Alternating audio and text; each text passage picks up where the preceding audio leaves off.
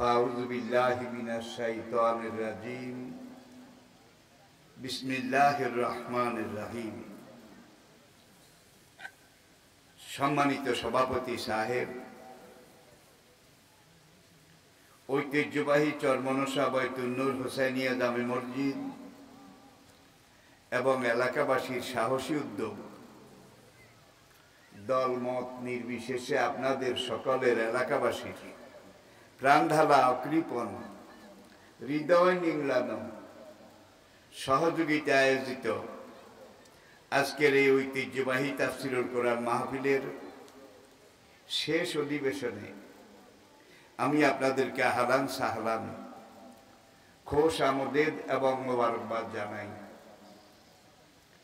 এর আগে আপনারা আমার রুহানি পুত্র প্রতিম মুহাদ্দিস মুহাক্কিক বারিক বিন আলিম দ্বীন হযরত মাওলানা আবু নসর আশরাফি সাহেব, আরেকজন আমার একান্ত প্রিয় শ্রদ্ধেয় ভ্রাতৃপ্রতিম আলহাজ হযরত আল্লামা মাওলানা আবু তাহের সাহেব, এরপরে আপনারা প্রধান অতিথি অন্যান্য ওলামায়ে কেরাম, তাদের ওয়াজ নসিহত বক্তব্য শুনেছেন। আমি আসলে বয়স্ক মানুষ, বয়সটাই তো 1000 বিমার, আপনারা সবকিছু জানেন। আবার যে আপনাদের সামনে আসব এটা আমি কল্পনাও করিনি। আল্লাহ পাকের হয়তো মেহেরবানি, আমার কিছু কথা আপনাদের কাছে, দেশবাসীর কাছে, বিশ্ববাসীর কাছে এখনো বলার বাকি রয়ে গেছে।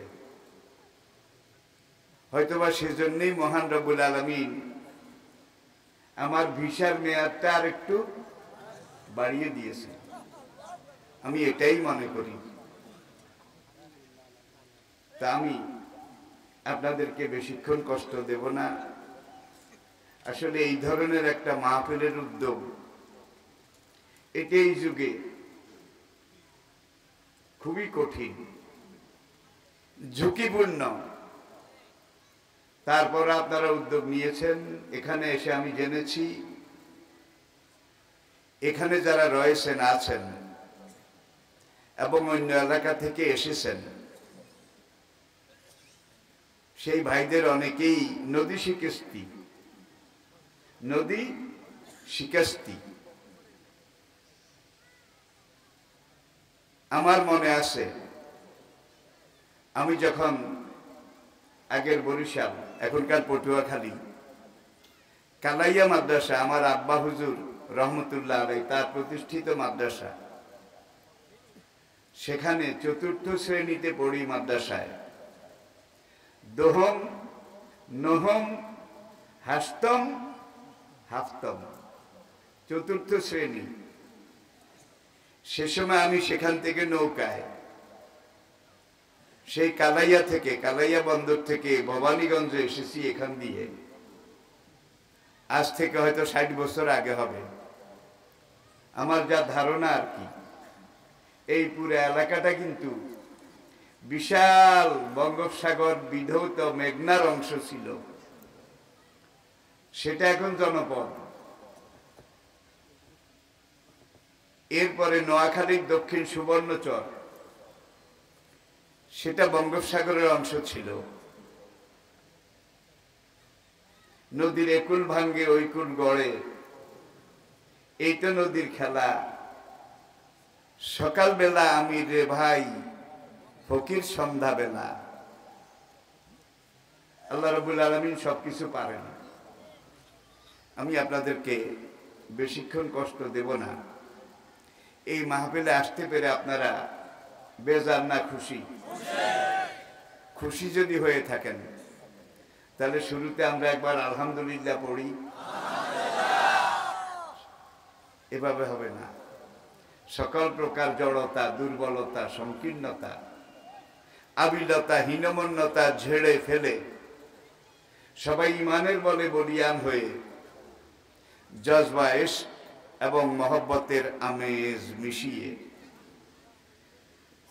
সমস্যারে বুলন্দ আওয়াজে আকাশ বাতাস মুখরিত করে নিজকে উজাড় করে বিলীন করে বীর বিক্রমে সিংহ গর্জনে বজ্র বিষানে ফেটে পড়ে উল্লাসের সাথে আওয়াজ তুলে একবার পড়ুন আলহামদুলিল্লাহ। আপনারা জানেন আমি যেখানেই যাই বিভিন্ন বিষয়ের উপরে, কোরআনের তো শেষ নাই, হাদিসের বোধহয় শেষ আছে, বিভিন্ন দিক থেকে বিভিন্ন রকমের আয়াত হাদিস এগুলো এনে আপনাদের সামনে আমি হাজির করি না। আমি বক্তব্য শুরুর আগে একটা বিষয়কে মনে মনে চিন্তা করে একটা বিষয়ের উপরে আমি কথা বলি। এই জন্য বলি অন্তত একটা বিষয়ের উপরে যারা আমার শ্রোতা ভাই আপনারা যেন মোটামুটি একটা ধারণা, একটা সম্যক জ্ঞান লাভ করতে পারেন। আর অনেক বিষয় নিয়ে যদি অনেক কথা বলি তাহলে সিদ্ধান্ত নিতেও কঠিন, আর কি পেলাম কি শিখলাম এটাও খুঁজে পাওয়া কঠিন। গ্রাম বাংলা একটা কথা আছে, 13 ক্ষেতের বেগুন একত্র করলে তরকারি স্বাদ হয় না, কি? যার জন্য এক ক্ষেতের এক আইটেম, তরকারির মতো তরকারি একটা হলেই এটা তৃপ্তি লাভের জন্য, স্বাদের জন্য সবচেয়ে ভালো। যেহেতু এখানে একটা মাদ্রাসা হচ্ছে, মসজিদ বলেন, মাদ্রাসা বলেন, দ্বীনি কাজ বলেন, এটার উদ্যোগ নেওয়া এবং শুরু করাটা কঠিন। ঝুঁকি নিতে হয়, কষ্ট করতে হয়, জনগণের দ্বারে দ্বারে যেতে হয়, বেশ কিছু সময়ও লাগে, শুরু করা কঠিন। কিন্তু যেটা একবার শুরু করা হয়েছে সেটা কোনোদিন মরে না। একবার যদি শুরু করতে পারেন, আপনাকে বিশ্বাস করতে হবে আপনি শুরু করে গেছেন। আপনি যতদিন আছেন আপনি এটাকে নার্সিং করবেন, সেবা শুশ্রূষা করবেন, আগাছা পরগাছা মুক্ত করবেন, গোড়ায় পানি ঢালবেন। আপনার ভিসার মেয়াদ শেষ হবে, আপনি চলে যাবেন। আপনার পরে যারা আসবে তারা আবার এটাকে সেবা শুশ্রূষা শুরু করবে। এইভাবে একটা মসজিদ, একটা মাদ্রাসা, একটা দ্বীনি প্রতিষ্ঠান এটা করতে এক পুরুষ নয়, বিভিন্ন প্রজন্ম কাজ করে। কাল পরম্পরায়, সময় পরম্পরায়, মানুষ পরম্পরায় এই ছোট্ট নুরানি মাদ্রাসাটাই একটা বিশাল ইসলামের দ্বীনি প্রতিষ্ঠান হবে একদিন। আপনি শুরু করেছেন, এই জন্য আপনি বদরের সাহাবীদের মতো সাবিকিন আউয়ালিন, হাসরের ময়দানে আপনার ভাগটা সবচেয়ে বড় হবে, সবচেয়ে বেশি হবে। তা আপনারা মাদ্রাসাটা শুরু করেছেন, মসজিদ তো আলহামদুলিল্লাহ হয়েছে, মাদ্রাসাটা হোক, এটা কি আপনারা চান? এটা এই জন্য দরকার। আসলে এলেম, খাঁটি এলেম, পারফেক্ট এলেম, প্রকৃত এলেম যেটা, সেটা কোরআনের এলেম। আল্লামাল ইনসানা মা লাম ইয়ালাম, এমন এমন জিনিস আল্লাহ এই কোরআনে পাকের মাধ্যমে মানুষকে শিক্ষা দিয়েছেন যেগুলো মানুষ এর আগে জানতো না। সমবেত ভাইয়েরা, আমরা জানি মক্কায় যখন কোরআন নাজিল হয়েছিল, আজ থেকে প্রায় ১৫০০ বছর আগে, শুরুতে অল্প কিছু লোক ইসলাম গ্রহণ করেছিলেন, কোরআনকে গ্রহণ করেছিলেন। ইসলাম কবুল করার অপরাধে তাদের বিরোধিতা বোধহয় করা হয়নি, তাদেরকে মারা হয়নি, তাদের রক্ত ঝরানো হয়নি। মাসাতুমুল বাসাউ ওয়াদ-দাররাউ ওয়াজুলজিলু, শুধু মক্কা নয়, এর আগে যত আম্বিয়ায়ে কেরাম দুনিয়ার ইতিহাসে এসেছেন, দুইজন নবী ছাড়া লক্ষ লক্ষ নবী সবাই মার খেয়েছেন, দুইজনে খান নাই। দুইজনের নাম কি বলবো? একজন প্রথম নবী আদম আলাইহিস সালাম, তার বিরোধিতা কেউ করেনি, তার দিকে ঢিলা ইট পাটকেল কেউ মারেনি। কারণ তখন যারা মানুষ ছিল আদম আলাইহিস সালামের হয় পুত্র নয় পৌত্র নয় প্রপৌত্র, আমরা বলি নাতি পুতি সাতি লাডি ব্যাং ফোস। আদম আলাইহিস সালাম তার 6টা জেনারেশন দেখেছিলেন, 6টা জেনারেশন, এবং এরা সবাই আদমের গোষ্ঠী, আত্মীয় স্বজন। আদম ছিলেন সবাই দাদা দি গ্রেট। কি দাদা দি গ্রেট? আদম আলাইহিস সালাম তো জান্নাত থেকে দ্বীন নিয়ে এসেছিলেন। ফাইমা ইয়াতিয়ান্নাকুম মিন্নি হুদান ফামান তাবিআ হুদায়া ফালা খাউফুন আলাইহিম ওয়ালা হুম ইয়াহজানুন। আল্লাহ জানিয়ে দিয়েছেন। জান্নাত থেকে বের হওয়ার জন্য আল্লাহ যখন বললেন কুল নাহবিতু মিনহা জামিয়া, আদম নিষিদ্ধ গাছের ফল খেয়েছো, আর জান্নাতে থাকা যাবে না, জমিনে চলে যেতে হবে, পৃথিবীতে চলে যেতে হবে। আদম কান্না শুরু করলেন। রব্বুল আলামিন আমার মতো ব্যক্তি, শক্ত মানুষ, ইবলিসের ধোকায় টিকতে পারলাম না, ইনিয়ে বিনিয়ে হাসছে লাসছে সে আমাকে প্রতারিত করলো, ধোকা দিল, আমি ভুলের মধ্যে পড়ে গেলাম। দুনিয়াতে যাব, আমার সন্তানরা সেখানে বংশবৃদ্ধি পাবে, এই ইবলিস তো তাদেরকে আমার চেয়ে বেশি গোমরা করবে, আরো পথভ্রষ্ট করবে, তাদের কি উপায় হবে? আল্লাহ জানিয়ে দিলেন ফাইমা ইয়াতিয়ান্নাকুম মিন্নি হুদান। আদম, তুমি যখন দুনিয়াতে যাবে, তোমার সন্তানরা যাবে, তখন আমি আল্লাহ দ্বীন পাঠাবো, ওহী পাঠাবো, কিতাব পাঠাবো।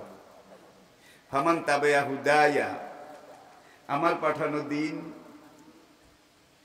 আমি আল্লাহর পাঠানো ওহী, আমি আল্লাহর পাঠানো কিতাব, এটাকে যারা জানবে, মানবে, অনুসরণ করবে, ফালা খাউফুন আলাইহিম, দুনিয়ায় তাদের কোনো ভয়, কোনো আশঙ্কা, কোনো চিন্তা থাকবে না।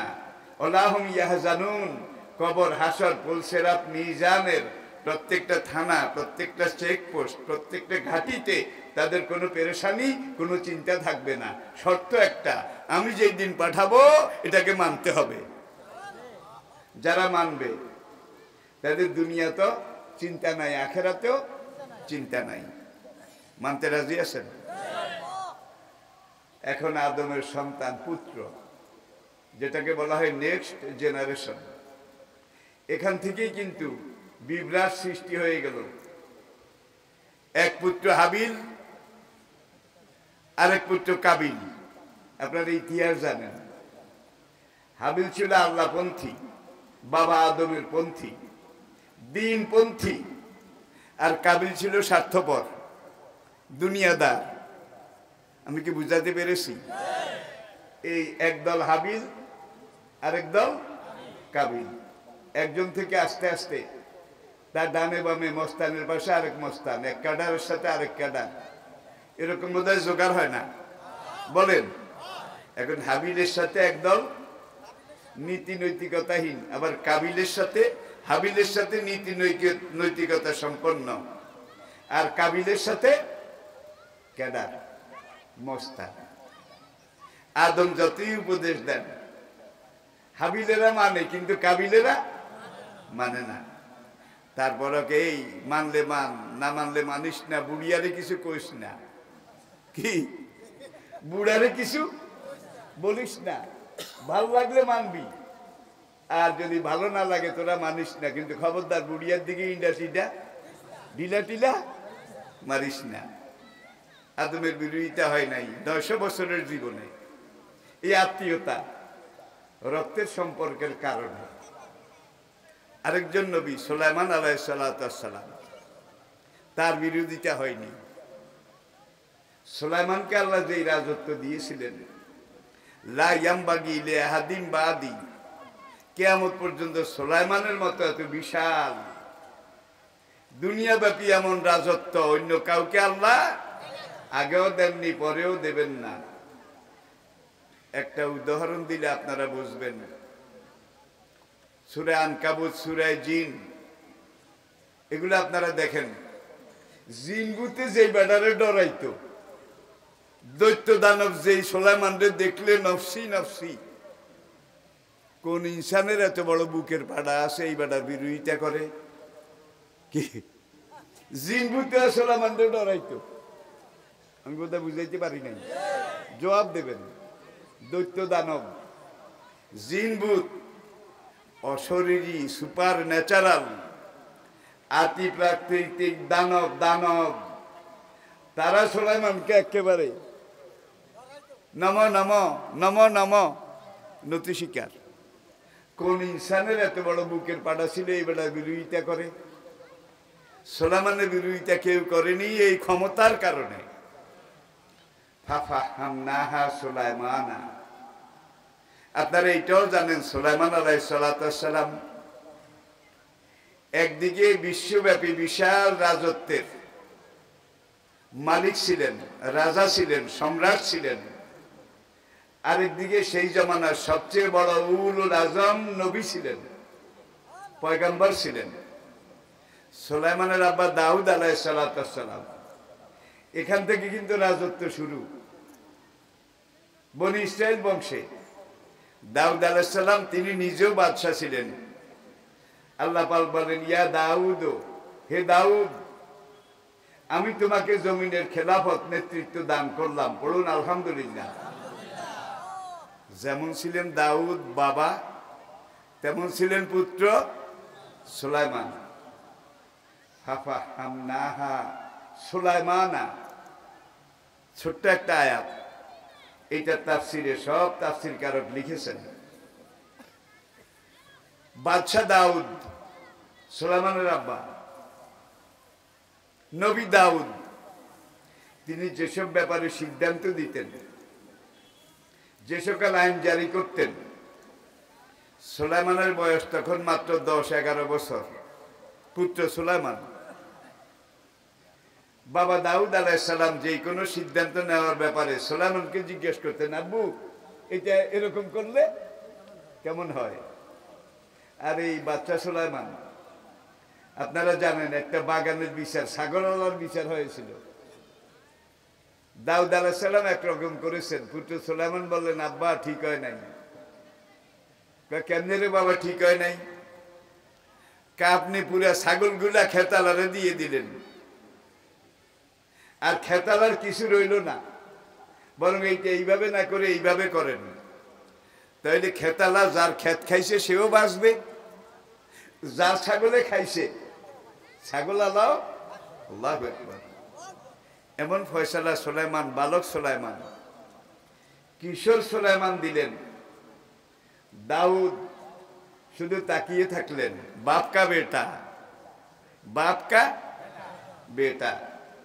আরেকদিন আরেক সালিশি, বাদশাহ সুলাইমানের কাছে 2জন মেয়ে লোক, 2জন নারী, তারা একটা সালিশ বিচার নিয়ে আসলো। ছোট্ট কোলের শিশু বাচ্চা একটা, মায়ের দাবিদার 2জন। এই মহিলা বলে বাচ্চা আমার, ওই মহিলা বলে বাচ্চা আমার। এরকম বাচ্চা চুরি হয় না? এই যুগও হয়। এখন 2 মায়ের কি এক বাচ্চা হইতে পারে? এই 2জন মহিলা তখনকার দিনে সেই এলাকায় বাচ্চা এক জায়গায় রাস্তার কিনারে রেখে মানুষের বাড়িতে কাজকর্ম করত, চাকরানির কাজ, ঝিয়ের কাজ, ধোয়া মোছার কাজ, রান্না করার কাজ, এই যুগেও তো করে। আচ্ছা, বাচ্চা দুইটাকে প্রত্যেকদিন যে জায়গায় রেখে যায় সেখানে রেখে তারা বাড়িতে বাড়িতে ঢুকলো কাজের খোঁজে। একটা বাচ্চাকে পাহাড় থেকে বাঘ এসে নিয়ে গেল। 2 মায়ের 2 বাচ্চা, কিন্তু 1 মায়ের বাচ্চা বাঘে নিয়ে গেল, এখন বাচ্চা একটা। বিকেলে মানুষের বাড়ির কাজ সেরে দোনো মা এসে দেখে বাচ্চা একটা। এই মা বলে আমার, ওই মা বলে আর এক করে। ছোট বাচ্চাদের চেহারার মধ্যে কিন্তু কিছুটা মিল থাকে, কিছুটা ফেস, বডি, অ্যাপিয়ারেন্স। এখন দুজন ঝগড়া করে। বাদশাহ দাউদ, নবী দাউদ আলাইহিস সালাম তখনকার বাদশাহ এবং নবী, তার কাছে দোনো মা আসলো বিচারের জন্য। 1 মায়ের বয়স একটু বেশি, আরেক মায়ের বয়স একটু কম। এখন যার বয়স একটু বেশি সে কম বয়সী মায়ের চাইতে একটু ম্যাচিউর, একটু পাকা। বয়স বলে কথা, সে বেশি কাঁদে। আসলে যেই মায়ের বয়স কম, বাচ্চাটা ছিল সেই মায়ের, সেই মেয়ে একটু কম কাঁদে। এখন দাউদ আলাইহিস সালামের কাছে আসার পরে দাউদ আলাইহিস সালাম সোজাসুজি সালিশ করে দিলেন, যেই মা বেশি কাঁদে নিশ্চয়ই বাচ্চা সেই মায়ের, সেই মারে দিয়ে দিছে। খুব লক্ষ্য করেন, ফাফাহামনাহা সুলাইমানা, একটা আয়াত, এটাকে সামনে রেখে আমি কথা বলছি। এখন ওই বয়স্কা মা সে আসলে জাল, নকল। বাচ্চাটা আসলে ছোট মা, কম বয়সী মায়ের। এখন ওই মহিলা বাচ্চা নিয়ে হাসতে হাসতে যায়, আর আসল মা কাঁদতে কাঁদতে, বাচ্চা আমির তোমাকে বাচ্চা দিয়েছে, তুমি নিয়ে যাও। তোমার কাছে একটা অনুরোধ, তুমি একটু দাঁড়াও, শেষবারের মতো, জীবনের শেষবারের মতো বাচ্চাটাকে আমি এক নজর দেখি। বয়স্ক মহিলা বলল, বাচ্চা বাচ্চা আমাকে দিছে, তোকে দেখতেও দেব না। এখন এটা নিয়ে 2 মহিলা সেখানে গেটের সামনে যখন তর্ক বিতর্ক, বাক বিতণ্ডা। আসল মা বলে, আমাকে একবার দেখাও, বাচ্চা তোমাকে দিছে, আমার কোনো আপত্তি নাই, তুমি নিয়ে যাইও, একটু একবারের জন্য দেখতে দাও। নকল মা, একটু বেশি বয়সী মা বলে, বাচ্চা আমাকে দিয়েছে, বাচ্চা আমার, তোকে দেখতেও দেব না। এটা নিয়ে একটু বার্গেনিং, চিল্লাচিল্লি, বাক বিতণ্ডা। শিশু সুলাইমান সেখান দিয়ে যাচ্ছিলেন। শিশু সুলাইমান আগামী দিনের নবী, আগামী দিনের বাদশাহ। শুধু বাদশাহ না, পুরা দুনিয়ার বাদশাহ এই সুলাইমান। সুলাইমান সেখানে যায়, কয়, এই বেডিরা কি হয়েছে? এখন এই দোনো মা কইল যে বাচ্চা আমার, আমরা বাদশার কাছে গেছিলাম, দাউদ আপনার আব্বা, তিনি বাচ্চা আমাকে দিছেন, আমার বাচ্চা আমি নিয়ে যাই। এখন এই মহিলা আমার আঁচল ধরে টানাটানি করে, একটু দেখতে দাও, যেহেতু বাচ্চা আমাকে বাচ্চা দিয়েছে, আমি ওকে দেখতে দেব কেন? পুরুষের চাইতে নারী জাতি কিন্তু হিংসুক বেশি, কেউ কিছু মনে করবেন না, ঠিক কিনা বলেন? পুরুষ যে দূর সহ্য করে, নারীদের কিন্তু এখানে ধারণ ক্ষমতা পুরুষের চাইতে কম। তার একটা সাইকোলজিক্যাল কারণও আছে। আপনারা জানেন, কোরআন বলেছে, লিজাকারে মিসলা হাজ্জিল উনসায়াইন, উত্তরাধিকার ভাগের ব্যাপারও আল্লাহ এইভাবে করেছেন। আবার ইসলামের দণ্ডবিধি ফৌজদারি আইনে একজন পুরুষের সাক্ষীর সমান কি 2 জন মহিলা। হয় একজন পুরুষ সাক্ষী দিলে হবে, আর একজন পুরুষ যদি পাওয়া না যায়, তাহলে 2 মহিলা সাক্ষী দিলে ইসলামের ফৌজদারি আইন, দণ্ডবিধি, জুডিশিয়াল ল, দুই মহিলা সাক্ষী দিলে মনে করা হবে যে একজন পুরুষের সাক্ষীর সমান। এটা নিয়ে এই যুগের একদল বুদ্ধিজীবী বিশেষ অজ্ঞ তারা টানাটানি শুরু করেছে আল্লাহ অঙ্ক কম বোঝে, আল্লাহ নাকি অঙ্কে কাঁচা। ছেলেটা যেমন বাবার, মেয়েটাও বাবার। সম্পত্তি ভাগ করার সময় আল্লাহ ভাগ করলো কিভাবে? লিজ জাকারে মিসলা হজদিল উনসাইয়াইন। ছেলে যদি পায় 2 কড়া, মেয়ে পাবে 1 কড়া। এটা তো আপনারা জানেন, এটা কোরআনের ভাগ। আজকে পুরা দুনিয়া এটা প্রমাণ করেছে এবং স্বীকার করেছে।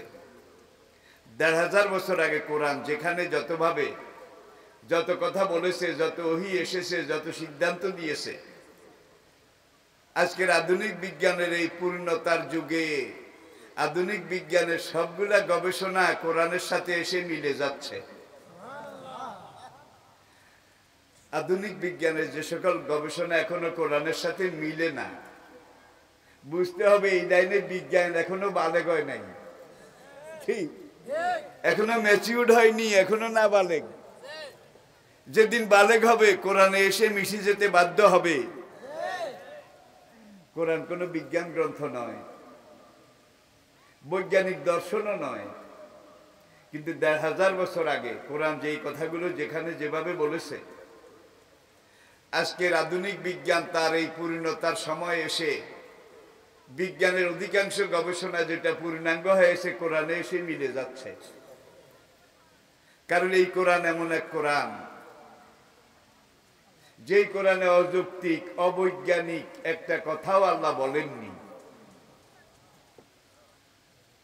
ইয়াসিন আল কোরআনিল, বিজ্ঞানময় কোরআনের কসম করে আমি আল্লাহ বলছি। সবচেয়ে আনন্দের বিষয়, আজকে আধুনিক বিজ্ঞানের সবচেয়ে বড় আবিষ্কার যেটা, সেটা কম্পিউটার। কম্পিউটার বিজ্ঞান, কম্পিউটারের চাইতে বড় কিছু বিজ্ঞান এখন পর্যন্ত আবিষ্কার করতে পারেনি। কোনোদিন যদি হয় তখন দেখা যাবে। মুসলমানের জন্য, আমাদের জন্য, আপনাদের জন্য সবচেয়ে খুশির বিষয় এটা, আধুনিক বিজ্ঞানের সবচেয়ে বড় আবিষ্কার কম্পিউটার বিজ্ঞান পর্যন্ত কোরআনের কাছে সারেন্ডার করেছে। যে আমরা কি ঘোড়ার ডিম কম্পিউটার, দেখা যায় কোরআন কম্পিউটারের বাবা। এইদিকে বলতে গেলে আবার সময় এইদিকে খেয়ে ফেলবে, এই জন্য আমি এইদিকে যাচ্ছি না, আর কি একটু ইশারা করলাম। মহিলা 2জন কাঁদে, ছেলে নিয়ে টানাটানি, কানা। এক মহিলা ধমক দেয় আর এক মহিলাকে, একটু কাপড়টা সরা, আমি মুখটা দেখি। কয় না, তোকে দেখতেও দেব না। তর্ক বিতর্ক চলছে, সোলাইমান সেখান দিয়ে যায়, কয় কি হয়েছে? মহিলা 2জন বলল, বলার পরে এখন ওই বয়স্কা মহিলা বলে, আমারে দিছে, আমি বাচ্চা নিয়ে যাই। এই বেডি শুধু পিছিয়ে পিছিয়ে বাচ্চা দেখাও, বাচ্চা দেখাও, বিরক্তিকর, এই জন্য আমি দেখাই না। এখন সুলাইমান দেখেন আব্বার কাছে গেছে, দাউদ আলাইহিস সালামের কাছে, কাব্বু 2 মহিলার কি বিচার করেছেন, কেমন বিচার করেছেন? আব্বুকে, বাবা যেই মহিলা বেশি কেঁদেছে, আমার মন বলেছে বাচ্চাটা সেই মহিলার হবে, আমি সেই মহিলাকে দিয়ে দিয়েছি।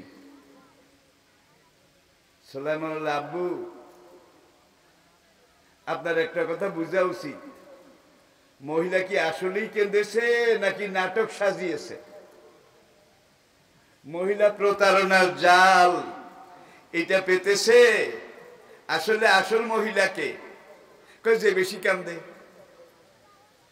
ভাই একটা হইলো আসল কান্দা, আর একটা হইলো প্রতারণার কান্দার, কিন্তু শব্দ বেশি, চোখের পানিও বেশি, রাগ অনুরাগও বেশি, ঠিক কিনা বলেন?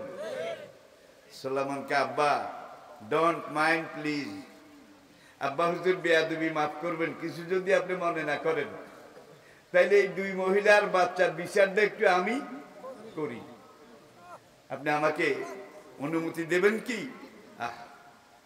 আব্বা দাউদ হেসে উঠলেন যে আমার সোনার ছেলে, দেখি সে কি বিচার করে। বাবা ঠিক আছে, তোমার হাতে আমি আবার বিচারের ভাত দিলাম, সানি সানি আপিল আপিল, দ্বিতীয় বিচার। সুলাইমান এখন বিচারে বসছে, দাউদ দূরে বসে বসে দেখতেছেন। এখন ওই বয়স্কা মহিলা খালি কাঁদে, ও আমার খালি কাঁদে। কম বয়সের মহিলা কম কাঁদে, কিন্তু বলে যে আমার কলিজা সেরা, আমার নারী সেরা এই বাচ্চা। কি করে আমি বাচ্চার দাবি প্রত্যাহার করব? বাচ্চা আমার। বয়স্কা মহিলা হাউমাউ করে কান্দে, বাচ্চা আমার। কি একটা সাংঘাতিক জটিল বিচার না? সুলাইমান এখন বড় মহিলাকে বলে, মা তুমি তোমার দাবিটা উড্র করো, প্রত্যাহার করো, বাচ্চাটা আমি ছোট মহিলাকে দিয়ে দিই। বয়স্কা মহিলা বলে, আমার বাচ্চা, আমার নারী সেরা, আমার নারী কাটা বাচ্চা, কেন আমি তাকে দিতে যাব? ছোট মহিলাকে জিজ্ঞাসা করে সুলাইমান যে, মা বাচ্চা যে তোমার, এটার প্রমাণ কি? সেই যুগে তো আর ডিএনএও ছিল না, এই ধরনের বৈজ্ঞানিক পরীক্ষা যাচাই বাছাইয়েরও কোনো সুযোগ ছিল না। এখন কোনো মা দাবি ছাড়ে না, যার জন্য একজনকে বাচ্চা দেওয়ার রায় দিতে পারতেছেন না। ফাফা হাম না হা সুলাইমানা।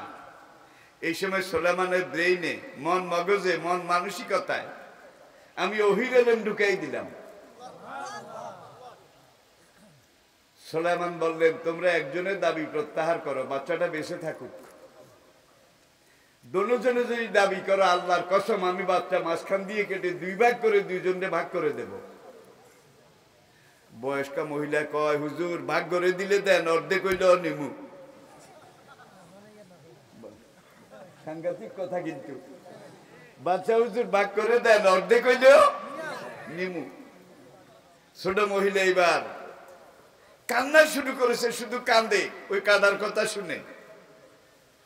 আর বড় মহিলাকে দেন দেন, কাইটা দেন, অর্ধেক হইলেও নিমু। এখানে কিন্তু আসল জিনিস, আসল ঘটনা বের হয়ে যাচ্ছে। সুলাইমান বললেন, जल्लाद इधर आ जाओ, तलवार निकालो। इस बच्चा को तलवार की एक वार से 2 टुकड़ा कर दो। एक टुकड़ा इस माँ को, दूसरी टुकड़ा उस माँ को दे दो। तर्जुमा करा লাগবে এখন জল্লাদেশে এই কোভিডে বাচ্চা মাঝখান দিয়ে কাটবে, ডাব নারিকেলের মতো ভাগ করে দোনো মাকে দেবে। এমন সময় বয়স্কা মা কহ, কাটেন কাটেন, অর্ধেক হইলেও দেন। ছোট মা হাওনা করে কাঁদতে কাঁদতে সুলাইমানের পায়ের উপরে পড়লো, পড়ে কয়, বাদশা চাঁদা, বাচ্চা আমার না, আমি দাবি উড্র করলাম, দোহাই আল্লাহ বাচ্চাটাকে কেটে টুকরা করিয়েন না, বাচ্চাটাকে বাঁচতে থাকতে দেন, ওকে দিয়ে দেন, আমি আমার দাবি উড্র করলাম। বড় মহিলাকে, না হুজুর কাইটটা দিলেও দেন, এবার আপনারা রায় দেন। রায় কিন্তু এইবার বাইর হইয়া গেছে। কোনটা আসল মা? যেটা কয় কাটিয়েন না, বাচ্চাটা বেঁচে থাকুক, আপনি ওকে গোড়া দিয়ে দেন, আমি দাবি উড্র করলাম। আর ওই মেকি জাল প্রতারক মহিলা বলে, কাটেন, অর্ধেক হইলেও নিমু। সুলাইমান বাচ্চাটা ওই ছোট মহিলাকে দিয়ে দিলেন। আল্লাহু আকবার।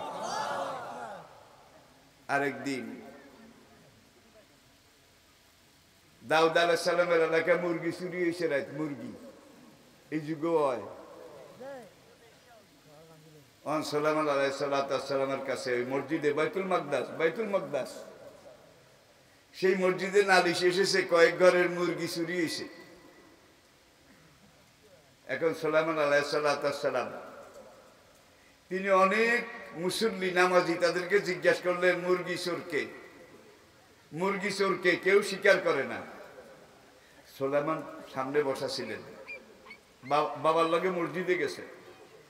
সুলাইমান খাড়ায় কয়, কে মুরগি চুরি করেছে এটা কেউ স্বীকার করে না, কিন্তু আমি দেখতে পাচ্ছি রাতের বেলায় মুরগি চুরি করে আর দিনে মসজিদে এসে ইক্তেদাইতো বেহাজাল ইমাম। কাল রাতে যে মুরগি চুরি করেছে তার মাথায় এখনো মুরগির পশম লাগিয়া রয়েছে। ভাই কেউ মাথায় হাত দেয় না। আসল চোরায়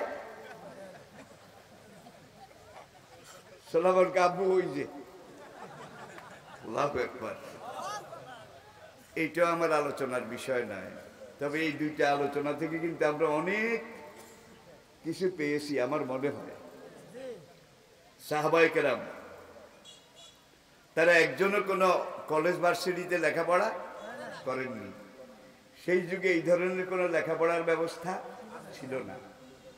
সাহাবায়ে কেরাম শুধু রাসূলের কাছে কোরআন পড়েছেন, কোরআন শিখেছেন, কোরআন বুঝেছেন।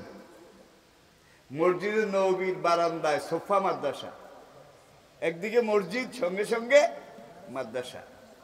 আপনাদের মসজিদ আছে সঙ্গে সঙ্গে মাদ্রাসাটা হোক, এটি কি আপনারা চান? চান চান মাদ্রাসা না হইলে কিন্তু মসজিদের কোনো দাম নাই। দেখেন যেদিন মসজিদে নববী তার সঙ্গে সঙ্গে সোফা মাদ্রাসা এখনো আছে, রওজার পাশে লোহার গ্রিল দিয়ে এইভাবে রেলিং দেওয়া, যারা গেছেন তারা দেখছেন। এখানে সাহাবায়ে কেরাম নবীজির কাছে সকাল সন্ধ্যা শুধু কোরআন পড়তেন, কোরআন বুঝতেন, কোরআন শিখতেন।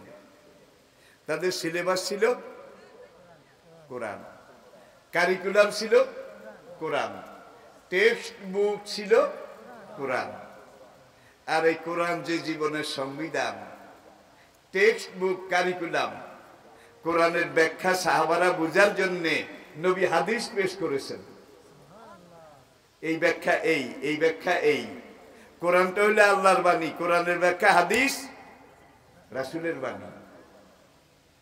সহজ করে বললে আমাকে বলতে হয়, কোরআনটা আমাদের জীবনের মূল সিলেবাস, আর রাসূলের হাদিস কোরআন রূপী সিলেবাসের সরা তাসরি টেস্ট পেপার মেড ইজি।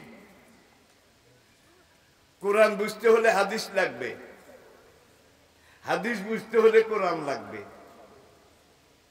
একটা বাদ দিয়ে আরেকটা বোঝা যাবে না, পাওয়া যাবে না, সম্ভব হবে না। আমি আবার বলছি, এই কোরআন পড়ে রাসূলের কাছে হাদিস শিখে মক্কা থেকে মদিনা যাওয়ার পরে মাত্র 1 থেকে 1.5 যুগের মাথায় সেই যুগের প্রথম সুপার পাওয়ার রোম, সেটা মুসলমানদের পায়ের তলে বোধহয় আসে নাই। কোরআনে একটা সূরা আছে রোম, কি না? নাই। আলিফ লাম মিম গুলেবাতির রোম। এই যুগে যদি কোরআন নাজিল হতো, সূরা থাকতো আমেরিকা, সূরা থাকতো আমেরিকা, তাহলে সুপার পাওয়ার। এটাকেও কোরআন তার আলোচনার বাইরে রাখেনি। সেই সুপার পাওয়ার রোম হযরত ওমর রাদিয়াল্লাহু তাআলা আনহুর খেলাফতের জামানায়, আবু বকর মাত্র 2 বছর ছিলেন, ওমর রাদিয়াল্লাহু তাআলা আনহুর খেলাফতের মাঝামাঝি সময়ে ইসলাম মুসলমানদের পায়ের তলে দখলে চলে এসেছিল। ঠিক তার পরবর্তীতে আরেকটা সুপার পাওয়ার পারস্য। রোম হইল কায়সার, পারস্য ছিল কেসরা। রোম এবং পারস্য, মনে করেন এই যুগের আমেরিকা এবং রাশিয়া, দুইটা সুপার পাওয়ার ছিল। মাত্র কয়েক বছরের ভিতরে পারস্য মুসলমানদের পায়ের নিচে চলে আসছে। শুধু রোম পারস্য নয়, 12.5 লক্ষ বর্গ মাইল, অর্ধেক পৃথিবীরও বেশি ইসলামী খেলাফতের আওতায় চলে এসেছিল। ঠিক কিনা বলেন? সেখানে মানুষের নিরাপত্তা ছিল, শান্তি ছিল, কারো কোনো অভাব অভিযোগ ছিল না। সেই সময় দেশের সবচেয়ে সুন্দরী মেয়েটা, সে দেশের এক প্রান্ত থেকে, উত্তর আরবের হাদরামাউত থেকে একা রওনা করে দিন রাত সফর করে দক্ষিণ আরবের ইয়ামান সানা উপকূল পর্যন্ত পৌঁছেছে 2 মাস দিন রাত।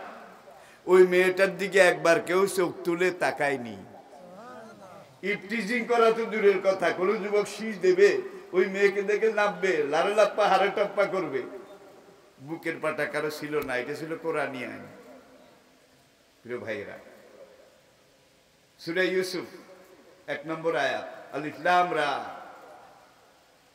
তিলকা আয়াতুল কিতাবিল মুবিন ইন্না আনজালনাহু। নাম্বার 2 নম্বর আয়াত, কুরআনান আরাবিয়্যান লাআল্লাকুম তাকিলুন। আমি এটাকে নাজিল করেছি কুরআনুন, কারাআ ইয়াকরাউ কিরাতান কুরআনুন ফাহুয়া কুরআনুন। উলামায়ে কেরাম বুঝবেন ভালো। কারউন শব্দ ধাতু, কুরআন শব্দের অর্থ এমন এক কিতাব যে কিতাব মানুষ তার জীবনে সবচেয়ে বেশিবার তেলাওয়াত করে এবং পড়ে। 5 ওয়াক্ত নামাজ যারা পড়েন ঠিক মতো, তারা কোরআনের প্রথম সূরা আলহামদুলিল্লাহ, সূরা ফাতিহা দৈনিক কয়বার পড়েন? কয়বার? কি কয়? 5 বার। ফরজে লাগে, ওয়াজিবে লাগে না? সুন্নতে, নফলে, বেতেরে, চাষতে, আওয়াবিনে, ইশরাকে, তাহাজ্জুদে। সূরা ফাতিহা না পড়লে তো নামাজই হবে না। তাহলে একজন নামাজি একদিনে সূরা ফাতিহা, কোরআনের প্রথম সূরা, কয়েক ডজন বার পড়ে। একদিনে যদি কয়েক ডজন বার হয়, 1 মাসে, 1 বছরে, 12 বছরে, 50 বছরে। যে মুরব্বীর বয়স 80 বছর, এই মুরব্বী আলহামদুলিল্লাহ সূরা, কোরআনের প্রথম সূরা কত লক্ষ লক্ষ কোটি কোটি বার পড়েছে, এটা কোনো ক্যালকুলেটরে হিসাব করে সামলানো যাবে না। যার বয়স যত বেশি তিনি তত বেশি পড়েছেন। পড়তে পড়তে পড়তে পড়তে কার মন তিতা হয়ে গেছে, একটু হাত দেখান। এক জিনিস, তরকারি যতই ভালো হোক, কয়েকদিন খাইলে ভাল লাগে না, ঠিক কিনা? তাহলে এই যে সূরা ফাতিহা, এটা লক্ষ লক্ষ কোটি কোটি কোটি কোটি বার পড়েছেন। পড়তে পড়তে কার মন তিতা হয়ে গেছে, কার মন থেকে উঠে গেছে, একটু হাত দেখান। বরং যিনি যত বেশি পড়েছেন, পড়ছেন, তার পড়ার আগ্রহ তত কমে গেছে, ঠিক না? হ্যাঁ, বাড়ি গেছে। তাহলে বুঝা যায় এই একটা মাত্র জিনিস যেটার এখনো বেইল আছে, বেইল আছে, বুঝলেন? এখনো গ্রহণযোগ্যতা আছে। এটা ইনভ্যালিড হয়নি, আউটডেটেড হয়নি, এটা পুরানো হয়নি, এটা লেটেস্ট মডেল। এনসাইক্লোপিডিয়া খুলুন, বিশ্ব ইতিহাসের diary. Holy Quran is the super book of the world and Holy Prophet is the superman of the world. মুসলমানদের নবী জগতের সর্বোচ্চ, পরিপূর্ণ, সর্বশ্রেষ্ঠ মানব, সুপারম্যান অফ দ্য ওয়ার্ল্ড। আর মুসলমানের ধর্মগ্রন্থ কোরআন, holy Quran is the super book of the world. দুনিয়ার যত গ্রন্থ আছে, কোরআন সব গ্রন্থের সব জ্ঞান গরিমা, সব কিছুর একেবারে পরিপূর্ণ আদি গ্রন্থ। নবী সম্পর্কে কি বলে বিশ্ব ইতিহাসের diary? As a religious teacher, as a founder, as a ruler, as a leader, as a commander, as a justice, Muhammad Allah bless him is the super man of the world. আল্লাহু আকবার। যত দিক থেকে তালি করা হয়েছে নবীকে, দেখা গেছে তিনি সবার উপরে, জ্ঞানী হিসাবে, বিজ্ঞানী হিসাবে, সেনাপতি হিসাবে। ভাই নবীর কথা বাদ দেন, খালেদ ইবনে ওলীদের মতো একজন জেনারেল আজ পর্যন্ত বোধহয় দুনিয়ার কোন রাষ্ট্র বানাতে পেরেছে। আবু ওবায়দার মতো একজন জেনারেল, সাদ ইবনে আবু ওয়াক্কাসের মতো একজন সেনাপতি আজ পর্যন্ত দুনিয়ার, আমেরিকা, রাশিয়ার কোন মিলিটারি একাডেমি বানাইতে পেরেছে বলেন? এই যুগে তো যুদ্ধ হয় না, কলে মানুষ মারে, কলে মানুষ মারা বুঝেন তো। কিন্তু যখন সামনাসামনি যুদ্ধ ছিল, এই খালেদ, এই সাদ ইবনে আবু ওয়াক্কাস, এই মুসান্না, নবীর এই নক্ষত্র, সাহাবায়ে কেরাম, তারা লক্ষ লক্ষ দুশমনের ভিতরে একা ঢুকে গেছে। আর খালেদ নিয়ত করেছে 2.5 লক্ষ রোমান সৈন্য, সশস্ত্র, দুর্ধর্ষ। আজকে আমি 2.5 লক্ষ সৈন্যের ভিতরে ঢুকে যাব, আল্লাহ হয়তো আজকে আমার শাহাদাত কবুল করবেন, আমি শহীদ হতে পারবো। শহীদ হওয়ার আগ্রহে খালেদ একা, সাদ ইবনে আবু ওয়াক্কাস একা, সেনাপতি মুসান্না একা নিজকে ওই এত তীর তলোয়ার নেজা বললাম হাতিয়ারের ভিতর দিয়ে নিজেরে ঢুকাইয়া দিছে। আল্লাহ, আজকে হয়তো তুমি আমার শাহাদাত কবুল করবা, শাহাদাতের আশায়। কিন্তু খালেদ কিভাবে মরবে এটা খালেদ জানে না, কিন্তু ওখানে লেখা আছে। আছে কিনা বলেন? বুড়ো হইয়া গেছে খালেদ জীবনে, ইসলামের সবচেয়ে বড় সেনাপতি। এখন এই ব্যারামে ধরে গেছে, বিছানা শুইয়া শুইয়া কাশে আর কান্দে। রব্বুল আলামিন তোমার কাছে তো এটা চাই নাই। জীবনে লক্ষ লক্ষ সৈন্যের ভিতরে, দুশ্মনের ভিতরে নিজেরে ঢুকাইছি যে আল্লাহ তুমি আমার শাহাদাত কবুল করো। তুমি আমার শাহাদাত কবুল করলা না। আজকে বিছানায় শুয়ে শুয়ে আমি ছাগলের মতো কাশতে কাশতে মারা যাই।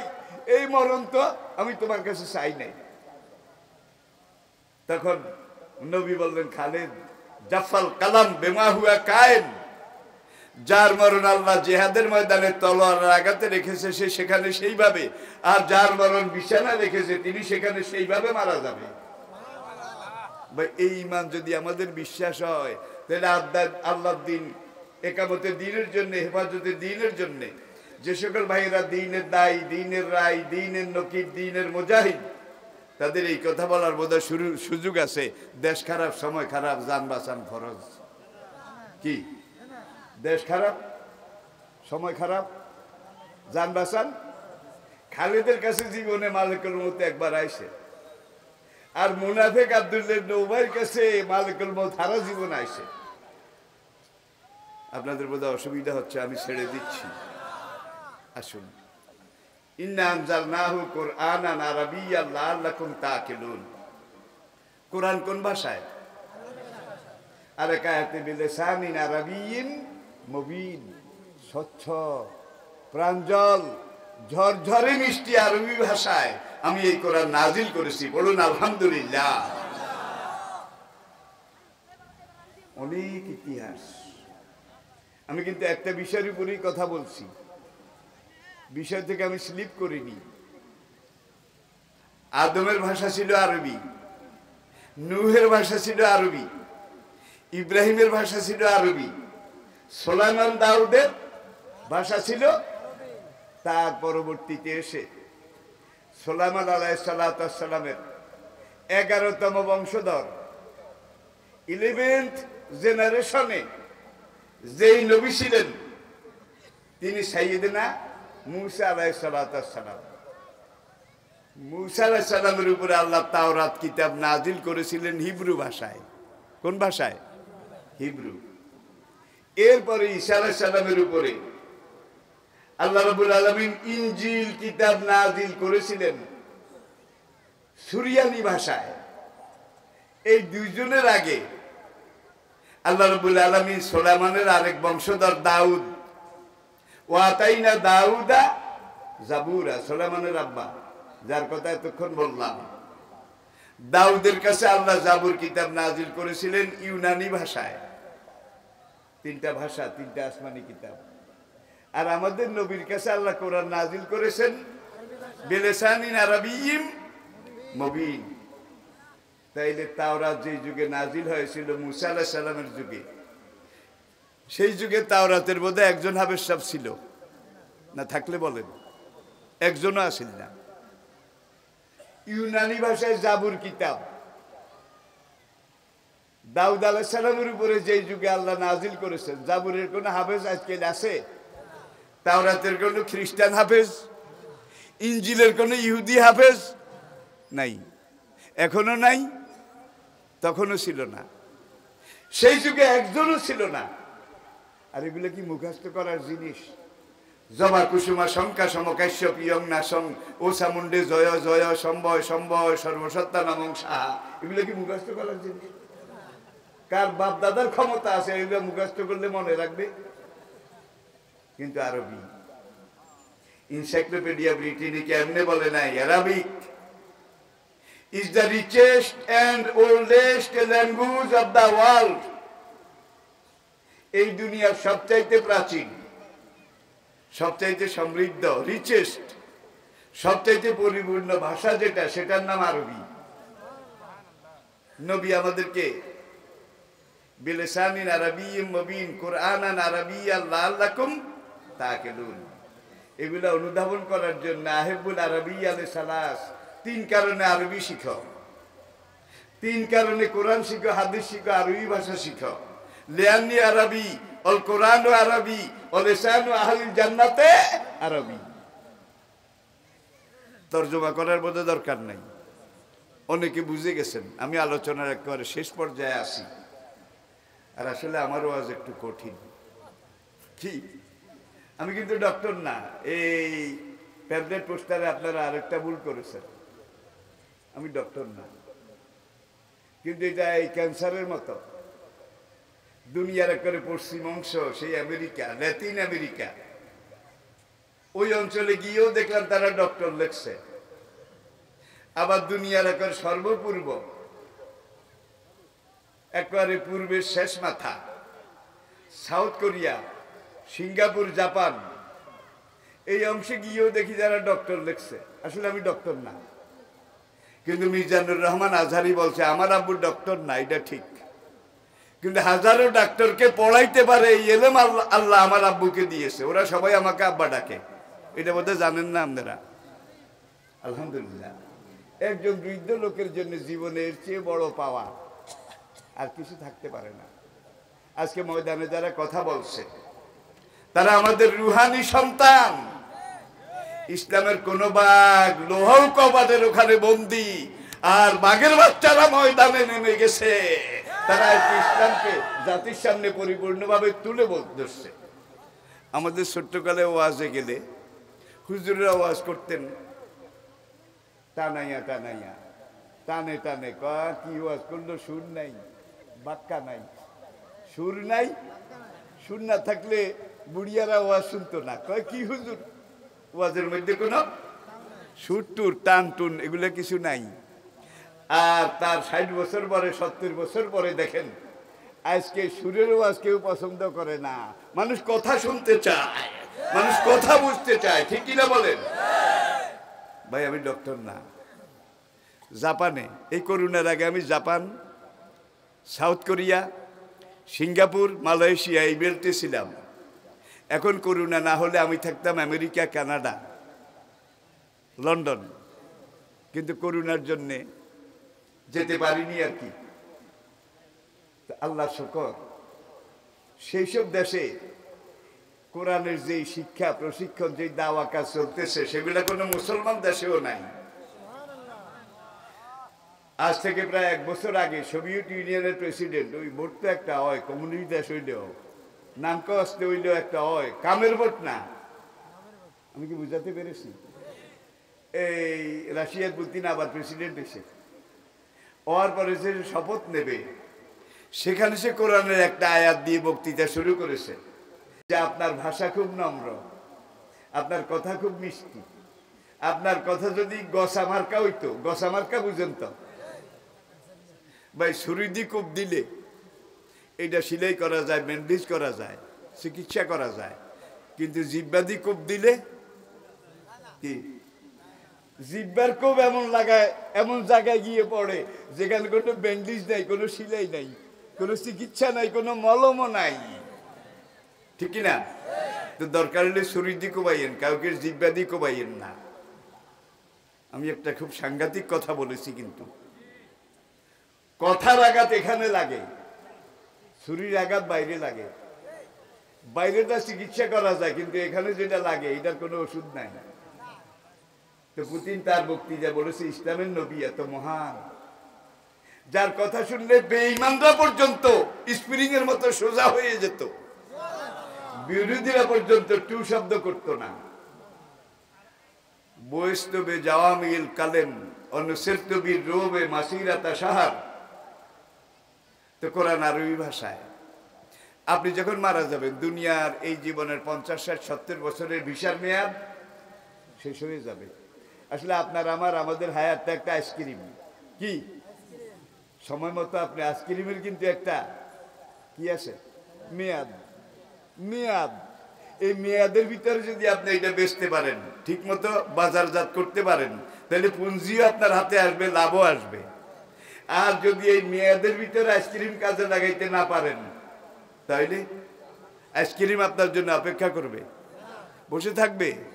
আপনার আমাদের হায়াতটা একটা জ্বলন্ত মোমবাতি, জ্বলন্ত মোমবাতি। যতক্ষণ জ্বলবে তখন এর আলোকে আপনি মণিমুক্তা, হীরা জহরত, নামাজ, রোজা, ইবাদত, বন্দেগী, জান্নাত এগুলা খোঁজ করে নেন। মোমবাতি কিন্তু শেষ হতে হতে হতে হতে এক জায়গায় গিয়ে, এটা হলো আপনার হায়াত। এই হায়াতকে যদি আমরা কাজে লাগাতে পারি তাহলে ইনশাআল্লাহ মসজিদ আপনারা করেছেন, মাদ্রাসাটা করবেন। সবাই রাজি আছেন তো? সবাই সহযোগিতা করবেন ইনশাআল্লাহ। আর 10-এর লাঠি 1-এর বোঝা, মাদ্রাসাটা যাতে হতে পারে। আর আমি এতক্ষণ কথা বলার ছিলাম না, মনে করলাম কষ্ট করে যখন আসছি, কষ্ট হলেও, আর আলহামদুলিল্লাহ আমার কথা যদি আপনাদের কাছে নয়, এই বলার সঙ্গে সঙ্গে এই কথাগুলো কিন্তু পুরো দুনিয়াতে চলে যাচ্ছে, পুরো পৃথিবীতে চলে যাচ্ছে। দুনিয়ার যেই দেশে গেছি ভাই, রোডে খাড়াইলে ওই দিকে কয় হুজুরে না, ওরে হুজুরে না। হুজুরের ওয়াজ তো আমরা সবসময়, আমি যে জুমা পড়াই এখানেও আছে কেউ কেউ দেখলাম চেনা মুখ, 20টার বেশি ক্যামেরা আসে জুমার খুতবায়। জুমাটা শেষ হয় সঙ্গে সঙ্গে খুতবাটা পুরো দুনিয়াতে চলে যায়। আর আমার এই খুতবা শুনে শুনে বহু অমুসলিম আল্লাহর রহমতে ইসলাম গ্রহণ করতেছে। আর আমি একটা মেসেজই পুরো দুনিয়ার মানুষকে দেই যে আমরা এক বাবার সন্তান, একই মায়ের গর্ভজাত, আবুকুম আদম আর মা হাওয়া, এই দুইজন ছাড়া আর কোনো মানুষ আছে? আজকে আমরা বিভিন্ন দলে মতে বিভক্ত। অমুসলিমদের কথা বলেন, মুসলমানরা বোধহয় এক দল আছে, জোরে কন। ইহুদি, খ্রিস্টান, বৌদ্ধ, বার্মা কি অবস্থা করেছে, মুশরিক, তারা মুসলমান কিভাবে খতম করতেছে। কয় যত জঙ্গি মুসলমানদের মধ্যে, যত যুদ্ধ মুসলমান দেশগুলোতে, কাফেরের একটা দেশে বোধহয় যুদ্ধ আছে, কয় না? দুনিয়ার কাফেরদের একটা দেশে বোধহয় যুদ্ধ চলে, যত যুদ্ধ চলে সব মুসলমানদের দেশে। ইরাকে কত লাখ, আফগানিস্তানে কত লাখ লাখ, ইয়ামনে কত লাখ লাখ, ফিলিস্তিনে, বসনিয়া, চেচনিয়া, এখানে কত লক্ষ লক্ষ মুসলমান জবাই করা হয়েছে। পাশের দেশে এই মিয়া, ওই দাড়ি দেখলে কয় মিয়া, পাশের দেশের কথা কই, বন্ধু দেশ আর কি, কয় তুই গরু খাইছ, তুই গরু খাইছ, আর ধর গরু খাইছে, এই রাস্তায় পিটাইয়া মারতেছে, ঠিক কিনা বলেন? তুই গরু খাইছ, এই ধরনের রাস্তায় পিটাইয়া মারতেছে। তবে আল্লাহর মায়ের, আলমের মায়ের, আজ থেকে 2.5 বছর আগে আমাদের পূর্ব দিকের বার্মা, অং সান সু চি, সেখানে মেয়েরে জবাই করে নাফ নদীতে কত লাশ, কত শিশুকে জবাই করে নাফ নদীতে ফেলে দিয়েছে, কত মা বোনের ইজ্জত নষ্ট করেছে, মায়ের সামনে বাচ্চা জবাই করেছে। এইভাবে 12 লক্ষ রিফিউজি আমাদের ঘাড়ে উঠাইয়া দিছে। কি বারবার রিফিউজি? ওলাউলা দাফা আল্লাহু নাসা বাদুহুম বিবাদিন লাফাসাদাতিল আরদ। যুগে যুগে কোনো মানুষ যখন বেশি জোরায়, জোরান বুঝেন তো, জোরায়, দাফা আল্লাহু নাসা বাদুহুম বিবাদিন, তখন জোর আল্লাহ এক দলকে আমি আরেক দল দিয়ে সাইজ করি। সুশীর কি অবস্থা এখন, কোথায় আছে এইটারও খবর নাই। কথায় বলে আল্লাহর মায়ের। আর আমেরিকা গত 5 বছর সারা দুনিয়াতে যত মুসলমান মারা গেছে, আমেরিকার আগে বুশ জুনিয়র, বুশ সিনিয়র, তাদের আজকে কি অবস্থা?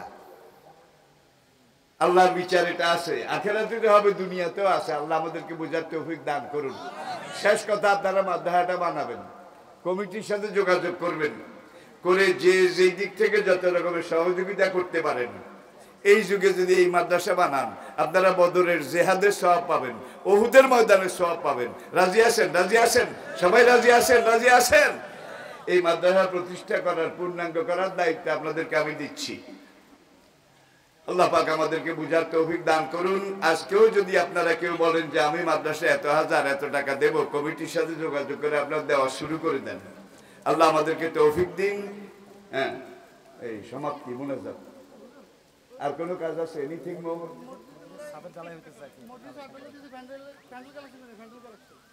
আচ্ছা মুনাজাত হচ্ছে, সবাই বসে পড়ুন, সবাই বসে পড়ুন। কালেকশন করতে হলে জয়ীফ হাদিস করা লাগে।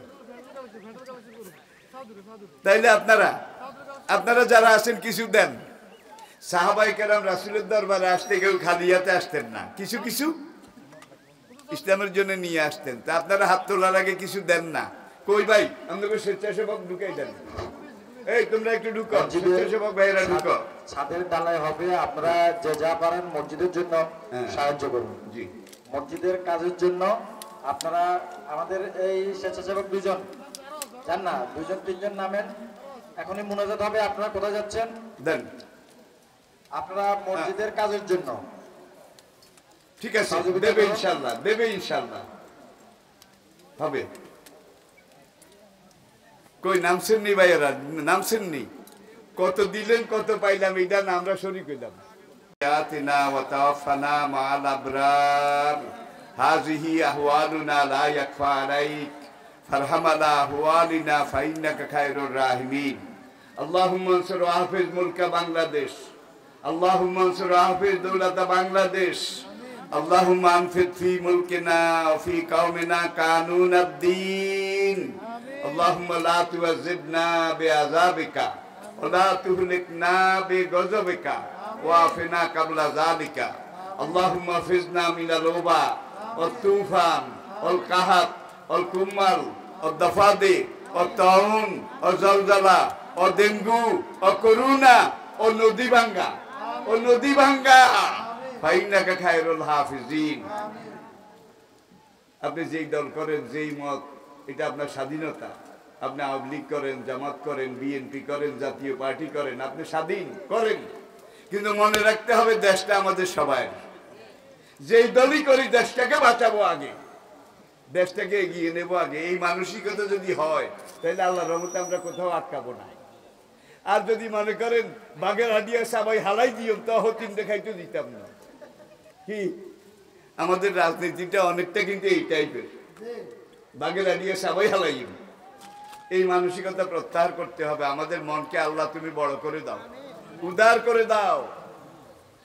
রব্বিগফির ওয়ারহাম ওয়া আনতা খায়রুর রাহিমিন। আল্লাহুম্মা জাআল লানা তাওফীকান লিজিয়ারাতি বাইতিকাল হারাম ওয়া জাআল লানা তাওফীকান লিজিয়ারাতিন নবী সাল্লাল্লাহু আলাইহি ওয়াসাল্লাম।